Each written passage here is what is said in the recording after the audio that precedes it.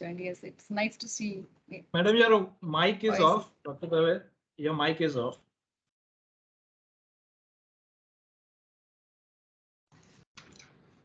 Okay. Yeah. Can you see me now? Yes. So we have all the panel members here and everybody can see them, including the audience. So I think let us start. It's time to start. Good afternoon, everybody. I would like to welcome you to this webinar and thank you very much for investing your time this afternoon. I'm Tejas Mehta and I'm from Synergy Medical Systems LLP. Today we have an amazing panel with us and we will be talking about the practical nuances of newborn screening landscape in India. So we are not going to have too much of presentations, but we will share and extract knowledge from the expert panel members over here. So let me take you through the format of the program. First, we will take a few moments where we will do a short presentation on the newborn screening basics introduction. Then we will kick off the panel discussion, which is the main part of this event. And at the end, I will open the floor for specific questions that you may have as an audience, which you can type it into the Q&A box in your screen. Please don't put it into the chat box. Please share your questions on question and answer box. So our panel members would be happy to answer all of them and clarify those. So let me quickly introduce all our panel members and esteemed guests. So we have here Dr. Leslie Lewis. He is currently working as a professor and head Department of Pediatrics and unit head of neonatology at Kasturba Medical College, Manipal. He is also a coordinator for Center of Excellence in IEM at Manipal. Please meet Dr. Usha Dave. She is a medical geneticist and neuroscientist. She is also a director at Mills India and Navigene Genetic Laboratory. She is also president at Indian Society of Prenatal Diagnosis and Therapy and vice president and Molecular Pathology Association of India. She will be a moderator for this session. Thank you for that, Dr. Dave. Please meet Dr. Priyanshu Mathur. He's a pediatric consultant for rare disorders. He is also associate professor in pediatric medicine at SMS Medical College at Jaipur. He has done his fellowship in medical genetic disorder and newborn screening from Emory University in Atlanta. Then we have Dr. Suprava Patel. She is an additional professor in biochemistry and a founder member of AIIMS Raipur. She has started the metabolic laboratory in newborn screening at AIIMS Raipur. We also have Dr. Marin Bellefroid. Marin is a PhD in biomedical sciences from University of Liège in Belgium. She is now international product manager for newborn screening at Zentech, which is also based in Belgium. So all our panelists are well respected in their areas of work, and they have numerous publications in many national and international journals across the globe on their own subject matter. So I would like to welcome all of you. Thank you for being part of the panel. And now with this, I request Dr. Usha Dave to take over. Thank you so much. Dr. Dave, please. Yes. Thank you, Tejas. And thank you for Synergy and for giving us this opportunity to conduct this, which is a very, very important webinar and panel discussion. And I am very fortunate to be here since working more than 3 decades. So in 90s, what was happening and all these last 3 decades where we are, it will be very important to discuss over here in the panel discussion and get out of Hello, can you hear me? Your feedback to how to go about in India, in Indian context for these newborn screening disorders and which are related to inborn era of metabolism. So I would request Mary just begin and give the introductory, the few slides she will be showing. And remember, all of us are going to discuss with our remarks and the comments and the discussion, except for her in the beginning, where she will be just introducing the newborn screening topic to begin with. Okay, and she has been already introduced. There is no need, and over to Married.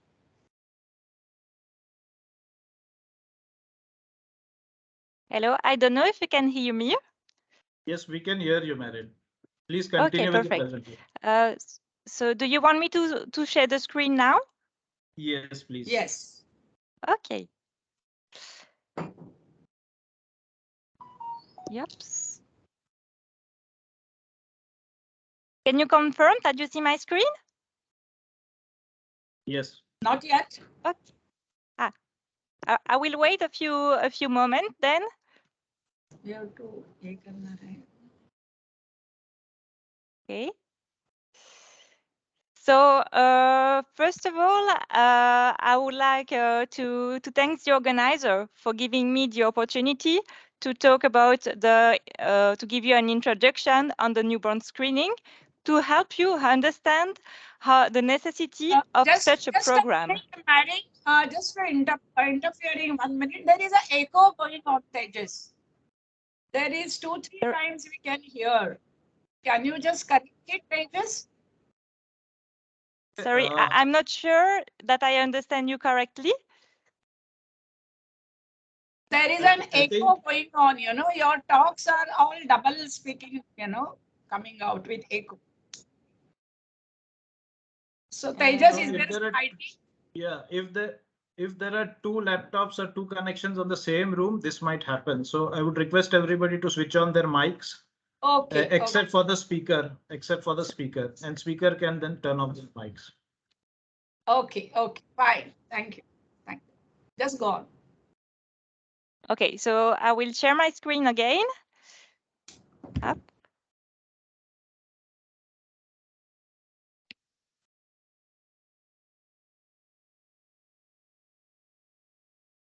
So good afternoon, everyone. I'm pleased today to give you this introduction to the newborn screening to help you understand the necessity of such a program. So what is newborn screening? Newborn screening helps the identification of serious but rare health conditions present at birth. So these programs are really based on a screening, meaning that the population are screened when the symptoms are not even present for a specific disease. Newborn screening is only implemented for some conditions that are treatable or manageable. Newborn screening screen for rare diseases and as characterized by a low prevalence. For instance, in Europe, we determine the threshold that would be 1 person affected by a disease out of 2,000 births. Newborn programs are different from a country to another one because the prevalence of one or another disease would be different considering the ethnical difference in the population. The important thing is that there must be a positive ratio between the result in terms of health benefits and the cost of the screening. To give you some numbers. Marin, your presentation is not being shown. I will try again then to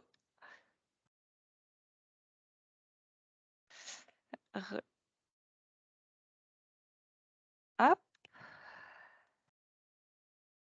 Now you can see it? Yes. Okay.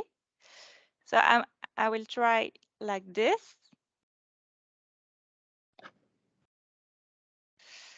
So to give you some numbers, regarding the report from the March of the AIIMS Global Report on Birth Defects, there are each year around 8 million children born with a serious birth defect or of genetic or partially genetic origins. From these 8 million, at least 3 million children less than 5 years of age will die annually because of these birth defects. And the majority of those that will survive may be mentally or physically disabled for life. So that's why there is a really important to get a newborn screening and to extend the panel as much as possible. So in the last 5 years, 80% of the countries have extended the newborn screening program.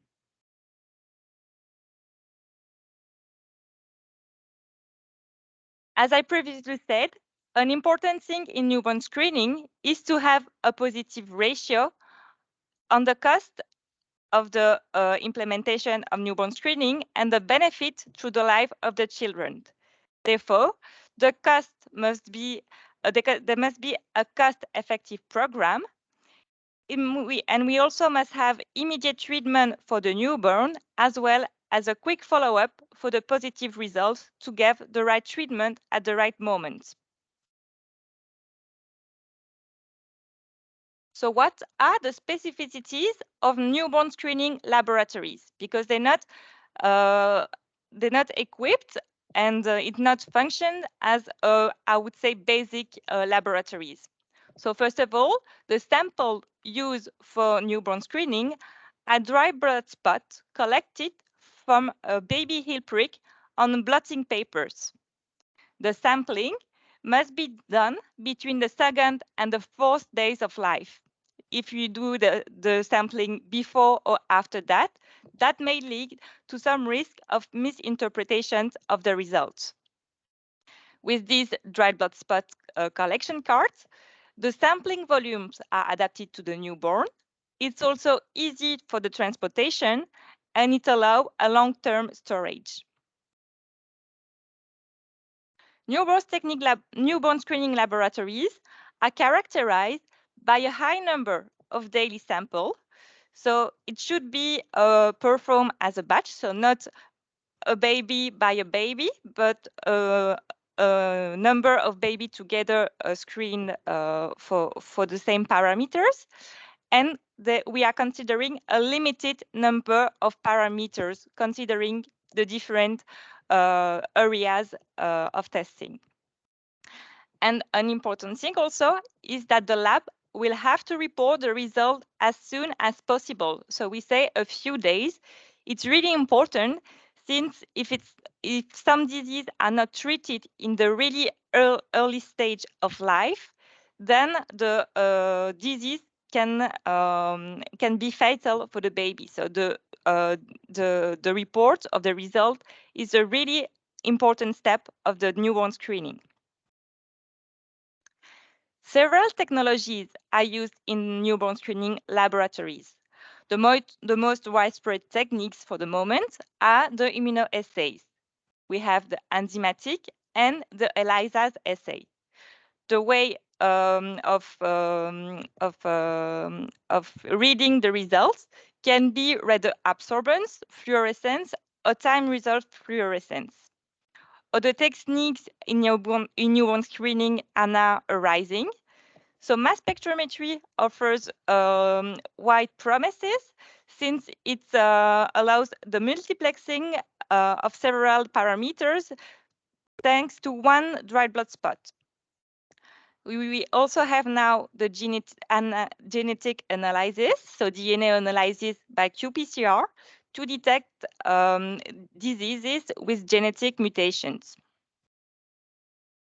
So the parameters screened in a newborn screening laboratory depend from one country to another. Some countries don't have newborn screening program at all. Some have basic newborn screening and others have expanded newborn screening. To explain you a bit the different parameters screened into the newborn screening, these are the diseases based on the external newborn screening panel from the American RUSP, which is the Recommended Uniform Screening Panel. As you can observe, many diseases are represented. Metabolic disorders, so organic acid conditions, fatty acid oxidation disorders, and amino acid disorders. Among these, we found the phenylketonuria and maple syrup urine disease, which are screened in many programs. Regarding the endocrine disorders, primary congenital hyperthyroidism and congenital adrenal hyperplasia are really well um, uh, understood. The diseases are really well understood, and then the treatment is quite easy. Therefore, it also is implemented in a lot of different programs. Hemoglobin disorders are also a big part of the screening parameters. And of course, some other disorders are also implemented, such as the biotinidase deficiency, cystic fibrosis, and the classical galactosemia. Among these different parameters, Zentech proposed all the different assays for the basic newborn screening panel. So we have enzymatic and ELISA assay. So the most screen one is the congenital hyperthyroidism thanks to the TSH, 17 OHP for the congenital adrenal hyperplasia, IRT for the cystic fibrosis, and PKU for phenylketonuria. We also have now different other techniques for the extended newborn screening panel. So we have now DNA analysis for SMA screening and mass spectrometry for hemoglobinopathies. I would like to thank you for your attention on this brief introduction regarding the newborn screening. And if you have any question, please don't hesitate to contact me, and I will be happy to help you to answer your questions.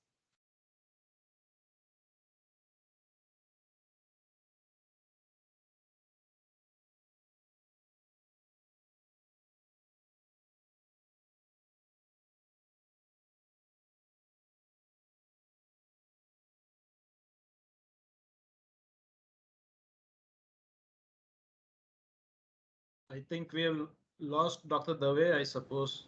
Yes, it's unmute. Thank you, Marit, for that wonderful introduction on the newborn screening and highlighting the different types of newborn screening disorders and methodology, technology used. Thank you so much for initiating this panel discussion. So to move on further, I would like to now invite that first question goes to Dr. Leslie Lewis, who is here as the pediatrician, metabolic specialist, genetic specialist also, and heading the department at the government, hospital in Jaipur. Sorry, Manipal. So what I can't see him. Is he there, Dr. Lewis? Yes, madam, I'm there. Okay. So what I would like to ask you here is the discussion to take ahead is, what are these inborn errors of metabolism? And how do you suspect whether the IM disorders are there in the babies, newborns? Okay. Yes, madam. Can you just elaborate? Yes, I think the Marine has already covered up a basic aspect of that. To summarize what she has mentioned, I think. But it's your practical approach which we look forward. Yeah, practical approach we look forward. Basically, as of now, we have a two approach. First is basic approach, the basic newborn screening we do. Second thing, we go for a high risk approach for our babies, where we clinically suspect a metabolic disorder. We do go for the classical, the GALEX screen, and then follow with the TMS, GCMS, and then further with the genetic mutations. This is what we follow. So to start with, all babies, we do screen for a basic newborn screening, all babies with 7 disorders in our setup. So 7 diseases, they are congenital hypothyroidism. We screen for congenital adrenal hyperplasia, biotinidase deficiency, G6PD deficiency, phenylketonuria, maple syrup urine disease. These are the basic one, as the Marine has pointed out, through immunoassay we are doing. And we do not have, as of now in our facility, the TMS, but we are getting a GCMS very soon. I think you remember, maybe we are sending a sample to you for the last 20 years, maybe last few years, we are not able to send you samples. And all these are the high risk category of babies. So Yeah, that so we send. that's a high risk screening. What we call is as the high risk screening, metabolic disorder, Yes, yes, ma'am. metabolic profiling of high risk Yes. diseases. Yeah. What I would like to ask here, Marin, is how do you think that you can improve this as you are a product specialist of detecting the newborn screening? How could we improve this? Looking at in the Indian context, when we have so much of the population, it's 27 million babies born every year. And what we have been doing, everybody, is just the high risk metabolic screening, not exactly the newborn screening, except few centers. So the question to Marin is, how do you think that we can improve with your experience in the Indian context? Sorry, just so the question was for me? Sorry. For you, how can Yes. we improve newborn screening strategies, methodology in Indian context? Yeah. To repeat the question, is it how to improve the newborn screening? You mean in India, right? Right. How can Right. it be improved? Okay. So for the moment, I've never been to India, so I don't know really how laboratory work. But from what I understand, so there is not a full coverage, of course, of all the population in India, and the thing is to have a nice coverage of the population. It would be, of course, an ideal situation. It would be great to cover for the minimum number of the I would say the basic span, the basic Panel. newborn, Basic panel. the basic parameters. CH, congenital hypothyroidism, is also really present in India. Therefore, it would be a great parameters to implement. But I know that that's a difficult point that have to be first, I would say, solved in India. Is how can the coverage of the population be a bit more improved? Yes. So that's the real challenge for us, for all of us as the metabolic specialist, pediatrician, neonatologist. I would like to ask question two. Here goes to Dr. Priyanshu Mathur. Is he there? Can you hear me? Yes. Yeah. Yes, ma'am. What are the, you have been working on it, right, in the Jaipur? Right. What are Right. the disorders that you have selected? Is it based on the prevalence, incidence? As we know that we do not have our genetic epidemiology and we just follow the Western thing. So how are you, implementing it, or what are the common disorders that you think should be done? So thank you very much, ma'am. So we started our newborn screening program in our institute in 2018 February. So we started with 3 disorders: congenital hypothyroidism, congenital adrenal hyperplasia, and G6PD. Depending upon the previous prevalence data, it was estimated that congenital hypothyroidism is seen in around 1 in 850 newborns. Similarly, G6PD data is varied from different region of the country, but the most of the data suggests it's around 1 in 900, 1 in 900 to 1 in 1000. Similarly, the congenital adrenal hyperplasia prevalence is seen in around 1 in 2000 to 1 in 2200 in different studies. National Neonatal Forum (NNF) recommended newborn screening for these 3 disorders in 2011, and similarly, ICMR have generated some data from different centers, and they found that it's the cost benefit ratio of screening these 3 disorders is on positive side. The cost involved in the doing newborn screening and the result we are getting, and after the result, the treatment part, all the cost benefit ratio was towards the positive side. So we started with these 3 disorders at our center. Okay, thank you. Thank you, Dr. Priyanshu. My next question, we will be bringing now Dr. Suprava, who is coming from Chhattisgarh, Raipur, AIIMS, and she is the biochemist, laboratory person, and is the founder in establishing also newborn screening programs and effort at the Chhattisgarh.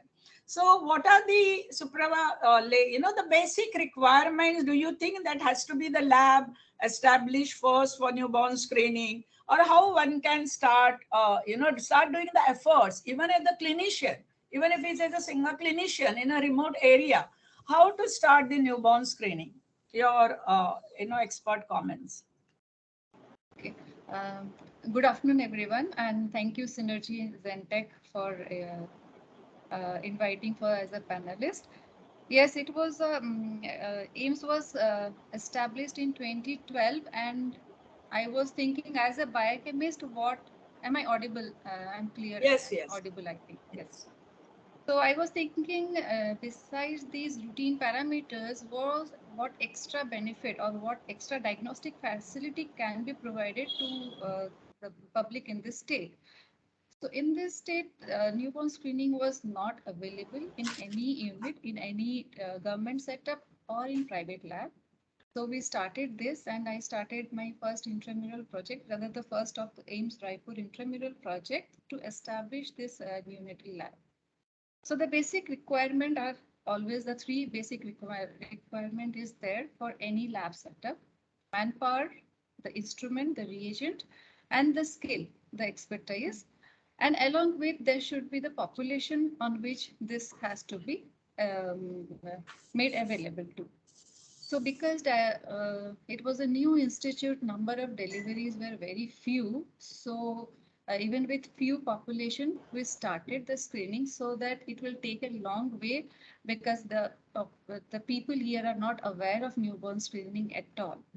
So we started the setup, and it was great difficulty. The first achievement was when we could train all the nursing staff for the DBS sampling.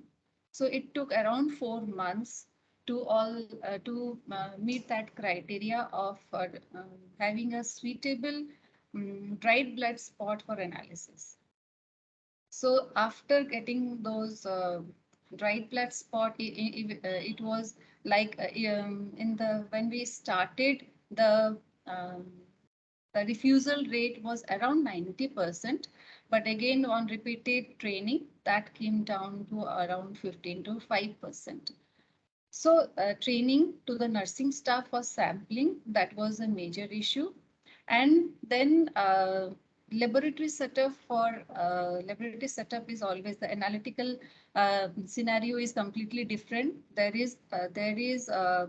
have the I would like to have Suprava just shorten it, like in the laboratory thing, just emphasize your setup with infrastructure, the equipment, yes, expertise and things are very important, right? It yes, is not that every general laboratory which has been going on to send the samples for every general laboratory.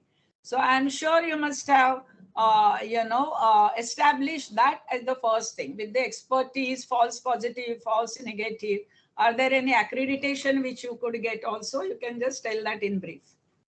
yes. So that analytical part, the kit insert is always there. There are three methods, as Dr. Marine has said. These three methods, we are using the Trivitron system, lab system reagents, but it needs to be standardized at our own place. It is not that always there is as we go for the kit insert, we will get the result. So a multimode reader or a ELISA reader is essential to be there. I think ELISA reader is available in all the labs, even in peripheral community health center. And we should have an expertise of technician who could be doing ELISA perfectly. Otherwise, there will be too much of pipetting error. And second, we should be able to interpret the values as per the reference level, that is. But reference level are not available. So we made our own reference level in our institute, and we are trying to follow that. And the second is the EQUAS program, as that is run by CDC. The lab should have that EQUAS program undergoing. They should have the proficiency testing and quality control testing available, and they might be submitting it continuously to so that they are not, they should be ensured that they are not providing any erroneous results to the patients. Yeah. Okay. Thank you. Basically, these are the most, and post-analytical follow-up is again very much required, and there should be communication to the patient as well as the clinician that has to be carried on from the lab side as well. Okay. So, Dr. Leslie, Liz, I would like to ask you here, how are these confirmatory? Is that you will look for the every lab to have the confirmatory positive test, and how you get the feedback? There could be false positive, negative, how you approach later on the prognosis of the patient, the positive cases, because that is the important. Newborn screening is a program, and it's not just the test as we heard. Yeah, yes, madam. I think again, there are two folds here. We have a basic screen, congenital hypothyroidism, congenital adrenal hyperplasia. And I think most of the lab will have the confirmatory test which can be done, except for CA, congenital adrenal hyperplasia, where 17-hydroxyprogesterone level, we send to the other labs for a confirmation. So this is the most easiest part, confirmation before we initiate the treatment. And I think this is what we have educated to all of our people who are referring to us, and we follow this. The second category is the biggest, the problem category. There's a high risk neonates where we send for our TMS, GCMS to other labs. Right. Again, problem is that a collection of the sample, processing the sample, sending the sample, and the time in taking a delay in getting the results. At least minimum 3 to 7 days we takes the time to get it. The other thing is, once the baby is sick, we know that most of the results are coinciding with the report. But we have a babies where babies are earlier normal, earlier deceased. This baby is normal, but we do not know. We send the sample. It comes and that most of the metabolites are abnormal. Baby is absolutely normal. We find difficult in such situation. What we do? Yeah. And send to the labs again to reconfirm the problems are there. We have the other end, we have a genetic lab is there, and we have the higher end of a genetic testings are there, and wherever confirmed cases are there, we ask them to do a genetic analysis for such cases. Now, I think most of the genetic labs, most of these newborn screening labs also come with a facility to extend the genetic spectrum of mutations. So these are the two ways we look into before we initiate the treatment. Sick babies, we start the treatment irrespective of the results. Whereas a stable baby, we wait abnormal reports, we reconfirm.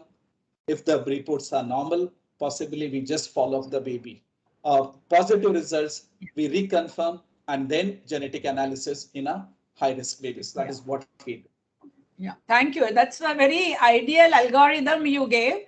But let me tell you, we give in a crisis patient even in 48 hours, 24 to 48. So we can discuss about it, and I can give you that.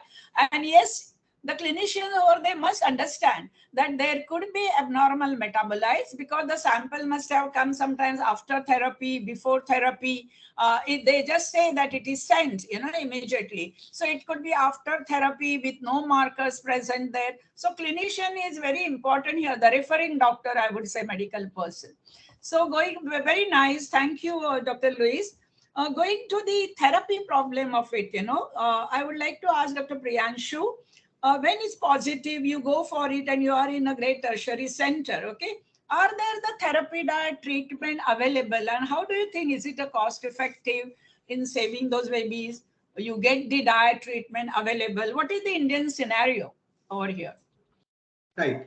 So the most important part is the final outcome. Final outcome depends upon the rapidity of diagnosis and the rapidity of treatment. The rapidity of treatment is started.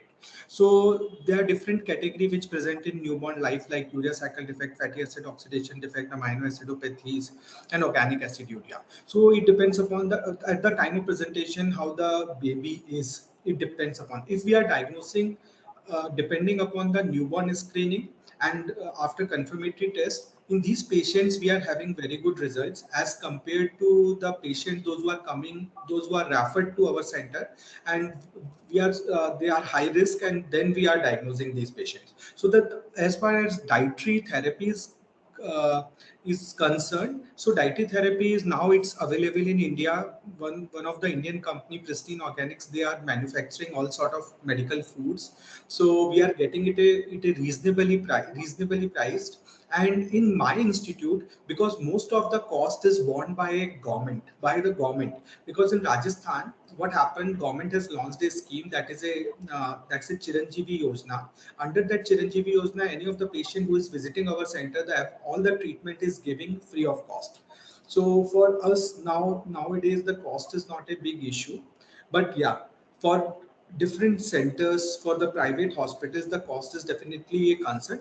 But in total, it's definitely cost effective to treat this child with medical foods and supplements. Okay, so before that, I will ask Dr. Lewis that do you go for the cocktail carnitine, the mixture of the biotin, folic acid and all as a non-specific treatment to save the babies? Isn't it? Is that true? Yes, madam. There are, but we do this. We start that something called as a cocktail therapy when we do not know what we are looking for. Previous disease sibling and already diagnosis is there. So mostly we will be in a direction that what we are dealing with, but we do not know. And first time we are looking into this, so it's always difficult. So we have the biotin preparation, carnitine preparation or carnitine preparation, thiamine preparation, riboflavin preparation. Earlier it was coming as a all cocktail and the babies find difficult to take that. But now we have separated it out, including a sodium benzoate. Only thing is we do not have a IV sodium benzoate is available. Maybe is arginine available? Is arginine available? Arginine is available, madam. Arginine is available. I see. Okay. Or oral preparations are available. Arginine IV preparations are available. But Suprava, I'm not sure whether you are able to get the sodium benzoate IV preparation. We do not have as of now IV sodium benzoate preparation. So we do have this, and nowadays we know that some of those preliminary screening will point out, are we dealing with organic acidemias? Are we dealing with the mitochondrial cytopathies, or we are dealing with something else? So we tailor it. We don't go for the cocktail therapy. We tailor to a specific treatment. Yeah. And so in this case, the metabolic. Yeah, madam. So, sorry. Add on what Dr. Suprava has told. Also, the Pristine Organics has come up with a good diet, which is affordable. But I think most of the population where government services, government help is not there, still very unaffordable. So what we do is here, specifically for organic acidemia, our nutritional specialists also, they're trained over the years. So they prepare some kind of a low amino acid feeds. Example may be a corn based feeds, or maybe something like the sago based feeds. So we use it till we get a definite diagnosis, plus we get the definite the treatment, the food. Yeah, so it is a teamwork of even the nutritionist has to come into the picture, right? When we say the screening. What is, Suprava, your thing when you have started? Are these things available with you and the patient management? Just in brief. No, as per my knowledge, this management is not being done at AIIMS Raipur. But the mainstay of treatment lies basically they treat for congenital hypothyroidism and adrenal hyperplasia and cystic fibrosis cases. We have seen almost 5 cystic fibrosis cases, and nutritional therapy as of now it is not available as a part of treatment here. But obviously they are counseled, and we are trying for that, and we are trying to even have our own such amino acid this Aren't there the consort, nutritionists yeah. and the therapists, Suprava, Yeah, where from the nutritionist Indian we food have. we can make, We can make, Isn't it? yes. That should be So, the government's effort, yeah, in the the government millets, AIIMS yeah. institution for the poor. So I There are think so you can many take a millets, lead yeah. on that and come out with the IM therapy diet. Good. At the foundation ISIM also we are trying to do that. But I think from AIIMS institution that would be a very welcoming, Sure, sure, move sir. as such. Coming to Dr. Priyanshu, what I would like to ask you, when suppose there is a death and it's IM disorder, whether it's a common NBS or any other, how do you have that facility, or how do you do with the couple? How, further in future pregnancy monitoring or future prenatal diagnosis, do you think that facilities are there with you, or should be there, and the person who is doing such program, they should be well aware of such thing? So currently there is no prenatal diagnostic facilities and genetic testing facilities available with our institute. But in Jaipur, there are 6 centers, those who are doing prenatal diagnostic tests. So whenever we are getting a scenario when the previous sibling died because of inborn error of metabolism, so first we look whether the diagnosis was confirmed that time or not. If the diagnosis is confirmed, then we are advising family to go for prenatal diagnosis between 14 to 18 weeks of gestation. But if the diagnosis is not confirmed in previous sibling, so we are sending samples of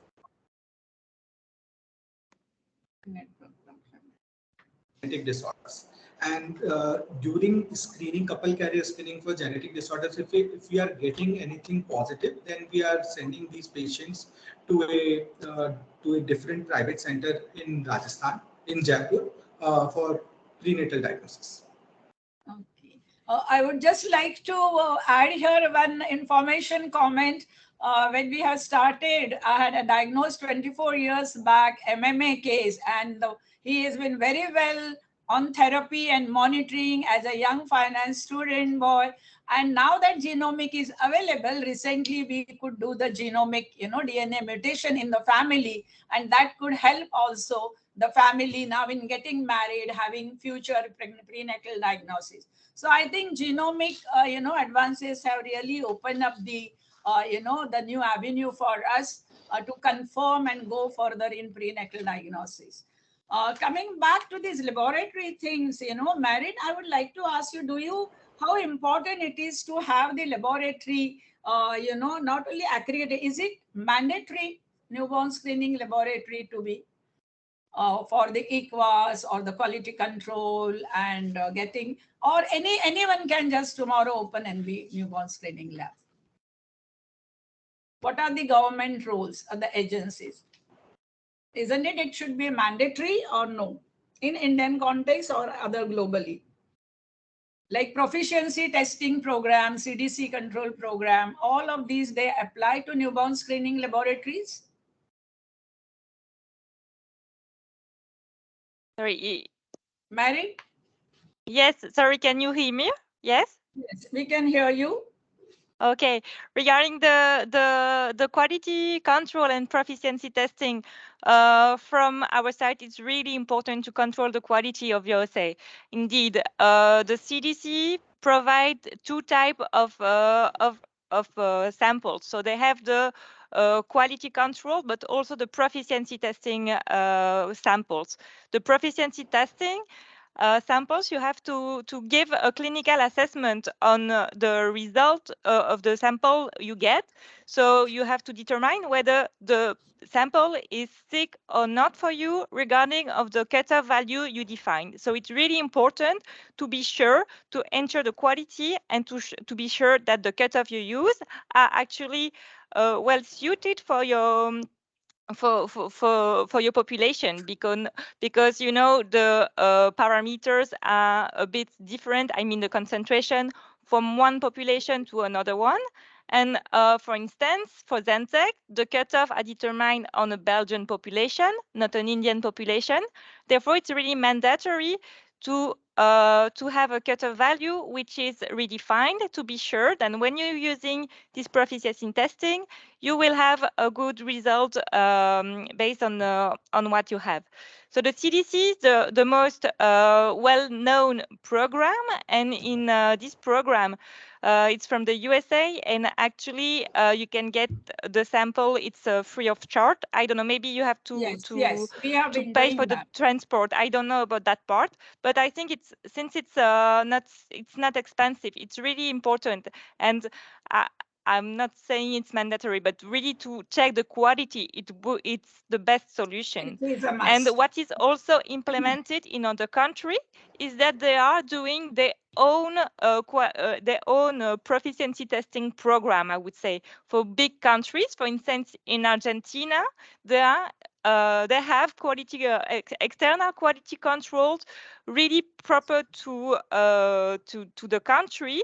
Therefore, they have the parameters. All the parameters they are testing in Argentina are in the panel. So like this, they have another view. So they have the CDC, but also this. So this is also a good solution. If in India, that can also be external evaluation programs that could be implemented to help you support the quality of the results you get to the pediatricians. Thank you. Thank you, Marin.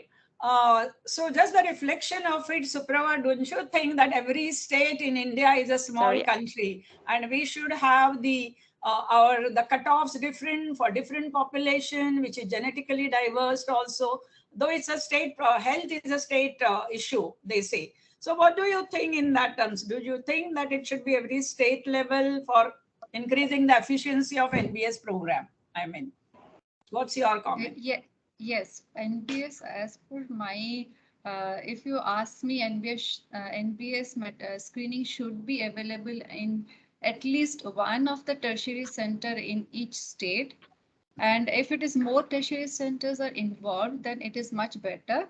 And the advantage is that they can cater the local people as well. The main demerit of NBS is the batch analysis. So batch analysis, that means we will be processing one parameter for all the newborns, all the samples that we are getting. So that batch parameter, it takes around, because it is a manual method, everybody do not have a automated system. So it will take 3 to 4 days time to run all the eight parameters. That can be cut short if we have a large population and we can cater all the newborns from the peripheral health center or maybe other health centers. So each state should have at least main areas in the tertiary centers, they should have their own labs. And reference interval for any lab, it is very much important. Each lab should have their own reference interval for their respective population. It is a criteria by NABL as well. So NABL also says, yes, if you have your reference interval, you can use that for your reporting. And we should also have, there is so much of ethnic difference, cultural difference. So we should have our own reference interval. Yes, of course. And mandatory, as you asked, whether ECOS is mandatory or not, if I would definitely say it is a mandatory for every lab to have an ecosystem, and we must submit it on time, and we should maintain that quality control, and so that we can say that whatever we are reporting, yes, it is a true report that we are reporting. So it gives a confidence, and it will ensure the clinicians that yes, our lab is accredited and our report is authenticated. Yes. So here one point I must add, the clinician interaction with the clinician referring doctor is very, very important, even if it's a false positive, false negative. It's not that the lab is not correct or the sample was, but one has to find out properly what is the cause of that false positive, negative, and every lab should have that data present, isn't it? So the next is, there are now the rare disorders and metabolic genetic disorders screening. Some of the schemes as Ummeed and Dept has come out. So what would you like to say, Dr. Mathur? Are they helpful? Are they, in which way are they encouraging, to establish, or some projects which are also coming as ICMR or under RBSK. Are they helping newborn screening? Right. Yes, I think they are helping. DBT initiated Ummeed project that centers, and now they are expanding it to 23 different centers. We also applied under Ummeed initiative and we got approval for it. We are going to start hemoglobin. We are going to add hemoglobinopathies in our screening panel. So I think to get initial funds and to generate our data so that we can expand that screening to all over the state, it is really helpful. So I think these initiatives are really helpful to get initial funding. What about you, Dr. Louis? Manipal, how is it? Yes, madam. I think there's a lot of difference when this funding agency, they have a double standards. So government agency, government setup, they easily give it. And we have put the proposal after proposal, all our proposals are refused. So maybe they say that you are a private organization. We still find that difference going on, though on public forum they say public-private partnership, but even I have experienced the same, but there are some good people, government officials coming and saying that even to the private, we'll be giving those recognition, because the poor patients come to the both hospitals, isn't it? They are there in the government, they are there with us also. So thank you so much, Dr. Louis, for this. And another thing I would like to point out is that with the the expanding knowledge, the technologies on the horizon, there are lysosomal storage disorders are also coming. So there are also inborn errors of metabolism. There are biomarkers coming up, and I think soon we will go in that direction. And any of you, Dr. Louis or Dr. Mathur? Actually, I would like to say, sorry, I am interrupting. Yes, sure. Go ahead. Yeah, I know, because a newborn screening is a program. The main demerit or what the patients feel that they cannot afford for the TMS and GCMS metabolic testing. So they deny, I cannot go for these testing. And the doctors will ask me, ma'am, ma'am, iska mujhe lag raha hai galactosemia hai. I feel the provisional diagnosis I am having is galactosemia. Can you do something for me that I can have a provisional diagnosis so that I can start the treatment? Then I will say, okay, you give me some urine sample so that I can run some osazone test and let me confirm if it is galactose or what it is not. So similarly, we have simple tests available, like for let it be PK or MSUD. If the MSUD is not available, we can do urine 2,4-dinitrophenyl hydrazine testing. So not a quantitative and confirmatory test, but qualitative tests are available, like cetabulum test, as you now said about lipopolysaccharide. So cetabulum test is one of the tests that we can do all this qualitative testing, and we can help these clinicians in somewhat to reach a diagnosis within few hours. So but that is Suprava, when the clinician is suspecting something. So it's not the newborn screening, which is, and let's remember, it is on apparently normal, healthy babies, run the test. That is a newborn screening test. So what we need is a high throughput. When we say TMS is expensive, unless it's a high throughput, it's a high throughput. You have to have 2-3 TMS in your AIIMS to do the population screening and newborn screening programs, and have the expert like these two people sitting over here to take care of the positive cases for you. Okay, so that every AIIMS should have, and I think that should be our dream. Maybe in next 6 months we will have that comment. And I think that is the one which is decentralizing. What we say is the referral laboratory should be there in the center, and the samples coming from the rural health, and connecting to it as from the tertiary to the tertiary laboratory hospital or whatever it is. Any comment which Dr. Mathur or Louis, you want to say as a last comment? I will be summing up now. Yes, I want to add in in last 2 years, the government of Rajasthan, they had taken so much of positive initiative that we got motivation, because previously what was happening, we submit so many projects to state government, but they were refusing for funding. But recently our state government launched a Raj Sambal program. So that Raj Sambal program is a program for treatment of rare diseases, because for the common disorders, government has their funding in place. But for rare disorders, government were not having funds, and even the patient were not able to afford this treatment.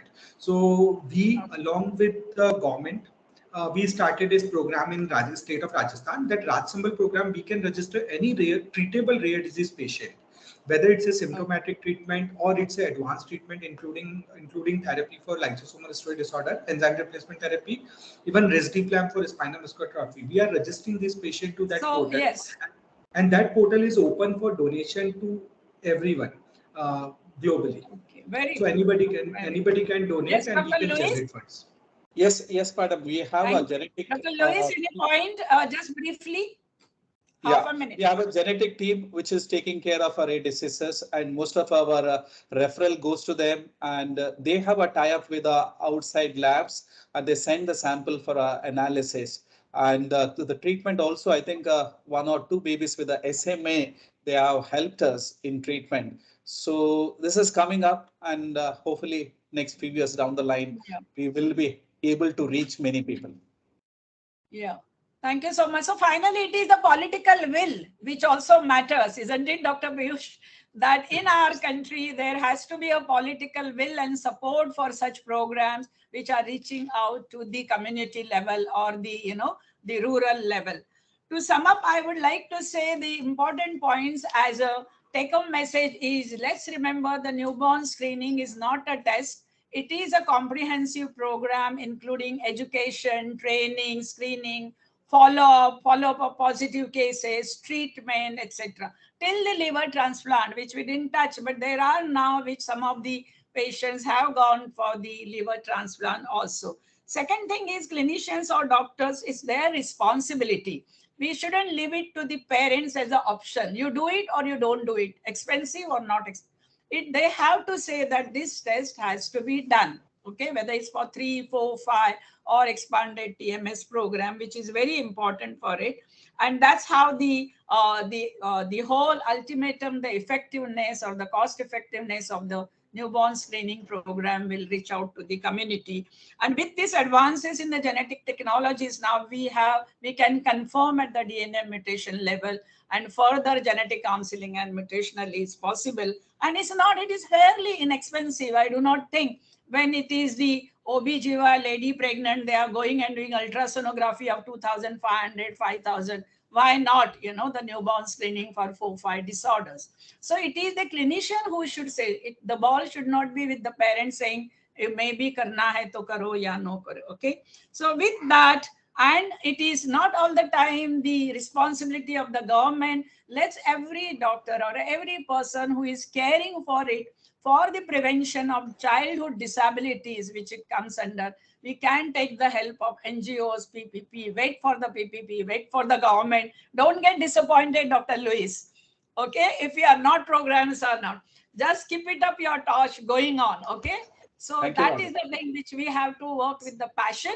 And with those words, I will just sum up here.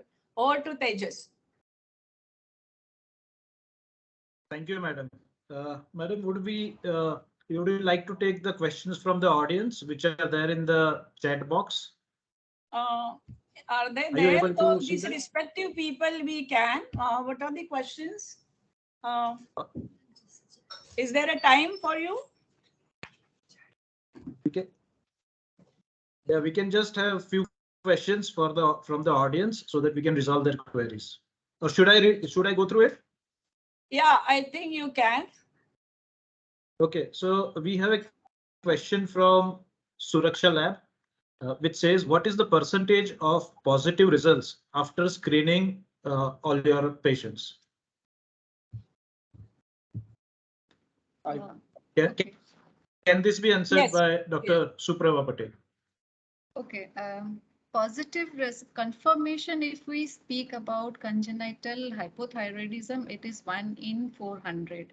So we screened around 2000 newborns and we got around 200 positive cases. Around 800 positive cases, but out of that, confirmatory diagnosis we could made in 5.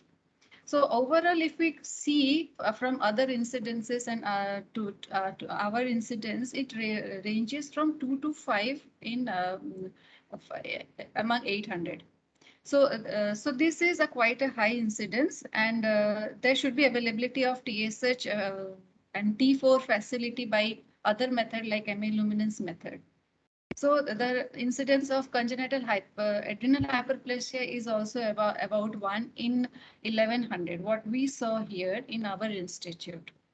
So the incidence, as the diagnostic is facilities available, incidence is, I think it is getting more. It is increasing more day by day.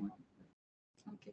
The second question Dr. is, Lewis, I do not know which one. It is LCMS of NVS test is screening test. LCMS, MS, I think. Who has asked? But why is it called screening and not confirmatory?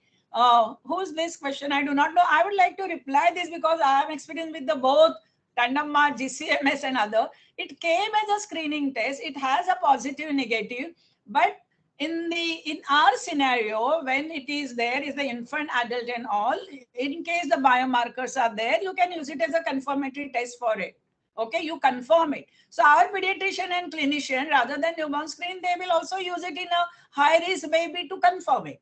But it's not a confirmatory test, remember. Okay, the GCMS and DNA mutation and actual enzyme assays are the confirmatory test. Okay. Next question is how to set reference range, on what basis reference? I think Marin can ask, or Suprava. What is, how to set reference range and what is the basis for reference range? Yeah, should I? Yeah. Okay. I don't know. You can, yeah, I can see after. Okay. See, reference range can be established if we do a follow-up. So we screen the babies, and if there is the criteria, at least there should be 120 population. For clinical biochemistry, where like routine biochemistry, it is 120, but for NBS, we took it as 550 because a lot number of false positivity we get. And then after 2 to 3 months, we do a contact tracing and ask them retrospectively whether the baby is still normal or not. But if they say it is normal, we take it as a normal baby and we take it under as it is within the reference. We consider it as to be normal, a healthy baby. So that those values, those babies who are not in any NICU, who were not admitted in NICU and who got discharged within 48 hours and they did not have any symptoms within this 3 to 4 months, then we cater them as normal healthy baby and we do a reference interval. But yes, the limitation here is that some babies, they get admitted after 8 months of some features. So those tracing could not be done. Accordingly, we have to modify the reference interval maybe in the next in our next studies. But as of now, we are taking the healthy baby as our reference interval, following them up to 4 months. Okay. There are all confirmatory diagnosis to be done by genetic analysis is one question. I think I replied that not all genetic analysis. There are confirmatory actual enzyme assays or on the GCMS analysis, which gives precisely the biomarkers 4, 5, and they confirm it also, and then DNA genetic analysis. So it's an option open to you based on the group of the disorder that you have to identify. What is the next question? Usually available. Yeah. It is basically they don't go for this confirmatory test, so those reports are not available most of the time. So we go for clinical features. Yes, and the clinically stable baby, improved baby, no signs, symptoms. So that's a clinical correlation. In our scenario, we find it very relevant and important. Yes, sure. What is the CDC patient for NBS? I did not understand that question, Tejas. The next question is that CDC patient for NBS. CDS is asking to pay for the accreditation. Marin, what is the alternative to this? CDC is charging, great, for accreditation of the labs. And in Indian scenario, Indian labs find it very difficult. What is the alternative for that? Marin, can you hear me? Sorry, We can run I the have some equals shortcut. program. Can you please Yeah, I'll repeat the question? Yes, sorry. Yes, I'm repeating. The CDC asks for the accreditation fee to the laboratories. And in India, it's very, very difficult and expensive affair. Is there any other alternative for this? CDC charges us. CDC asks for the money for accreditation. Sorry, I can't hear the question because I really have shortcuts. I'm so sorry about that. Yeah, I would just like to clarify this question and reput it Yes. further. The same gentleman also put it that why should we depend on CDC for accreditation?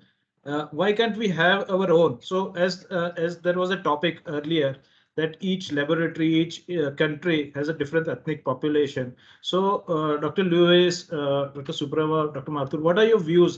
Can we have our own ecosystem for proficiency testing and find our own reference ranges, please? Right. So yes, so it's my suggestion also. We should have a national level committee. Like in US, they had a federal committee and followed by state committees. And then state committee, when they include any test in newborn screening panel, they take regular meetings and finally they decide depending upon the available data. So I have a suggestion. We should have a national level committee followed by a state level committee for newborn screening and including clinicians, biochemists, and all other stakeholders, so that we can have our own data and we can have our own agency for accreditation. So I don't know what's others' opinion.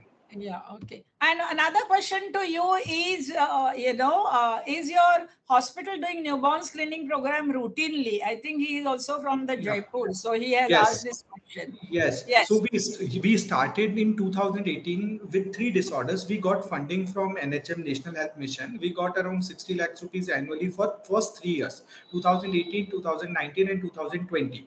After COVID, in 2021 and 2022, we did not get funding. So currently our newborn screening for these 3 disorders, CHCH and G6PD, is halted. But just now, last month only, we again submitted a proposal to state government, and probably we will again start very soon. And we screened around 25,000 newborns born in 3 birthing centers associated with SMS Medical College, Janana, Mahila and Gangori Hospital, 25,000 sample per year for 3 years. Okay. There is one question again for that. Every mother and child care center should have newborn screening testing. Yes. I would say here that yes, testing would be there, but you have to see that the other infrastructure of treatment, therapy, the monitoring of the baby, that facility also has to be attached with it. So one has to get attached to the central laboratory and central hospital somewhere, then only it will be possible. But yes, nothing like it to start that effort. There is one question: as inborn error of metabolism of a baby treatment initiated, but then how do we know the baby is totally cured? Dr. Luis, can you answer that? Yeah, I think, madam, there is nothing like totally cure. We need to follow this child totally till adult age. And we need to follow that, continue the treatment. We don't say that stop the treatment. Do a diet modification, follow up, and intercurrent illness, treat it. So, and the supplementation is, as of now, we require is a lifelong. There's nothing like cured.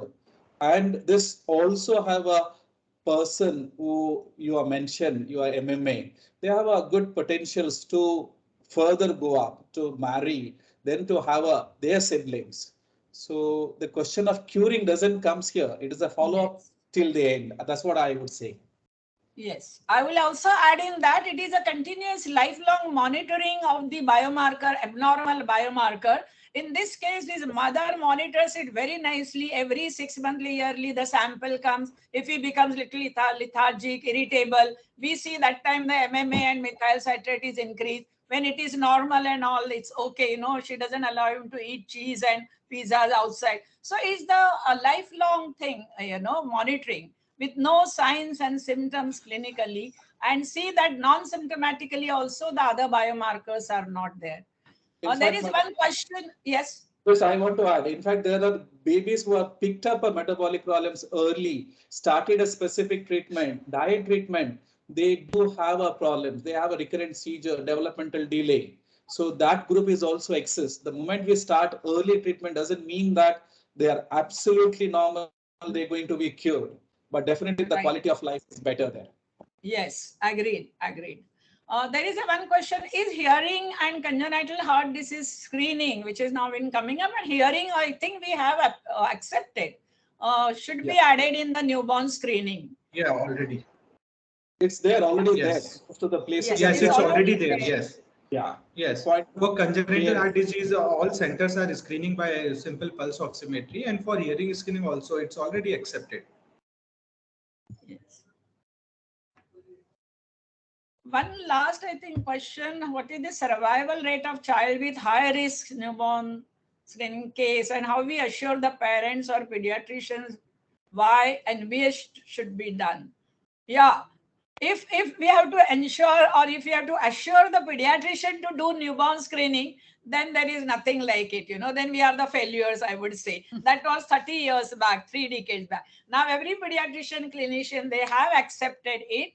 And yes, we can ensure them by, the future. Even if that baby dies, we say that keep it blood in EDTA, so that in the next time they are that time not in a position and emotional mental stage to understand you are here also about you. But then what you can do is keep it later on after 3-4 months, guide them. That time the sample is helpful for future counseling and future pregnancy monitoring and prevention of recurrence risk.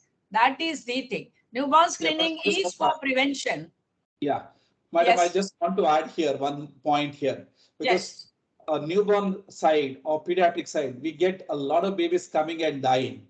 And many times in our mind, are we missing a metabolic disorder? And we cannot ask the parents, we need to send you a blood baby sample at that critical period where we are lost. What we do, we take 1 drop of our blood or 2 drops of our blood, put into a filter paper, put into a nice envelope, give to them, say that this could be a metabolic disorder. But before next pregnancy, come back and with this kind and let us evaluate whether this was a problem. And that could be, we can evaluate for a DNA mutations later stage also.